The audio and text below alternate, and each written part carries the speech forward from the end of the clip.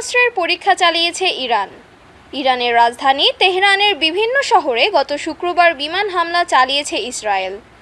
দেশটির পারমাণবিক কর্মসূচির মূল কেন্দ্র লক্ষ্য করে এই হামলা চালানো হয়েছে বলে দাবি করেছেন ইসরায়েলের প্রধানমন্ত্রী বেনিয়ামিন নেতানিয়াহু বলেছেন, ইরানের পারমাণবিক বোমা তৈরির গোপন কর্মসূচি বন্ধে আগাম ব্যবস্থা হিসেবে এই হামলা চালানো হয়েছে।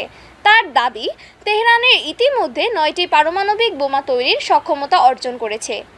ইসরায়েল দাবি করেছে যে ইরান পারমাণবিক অস্ত্র তৈরির জন্য প্রয়োজনীয় নকশা পরীক্ষা সম্পন্ন করেছে। ইসরায়েলি সশস্ত্র বাহিনীর আর্মি রেডিওয় প্রকাশিত এক প্রতিবেদনে এ তথ্য জানানো হয়। তবে গত মার্চে মার্কিন গোয়েন্দা সংস্থার মূল্যায়নে বলা হয়েছিল, ইরান ইউরেনিয়াম সমৃদ্ধকরণ বাড়ালেও সরাসরি পারমাণবিক অস্ত্র তৈরির চেষ্টা করছে না।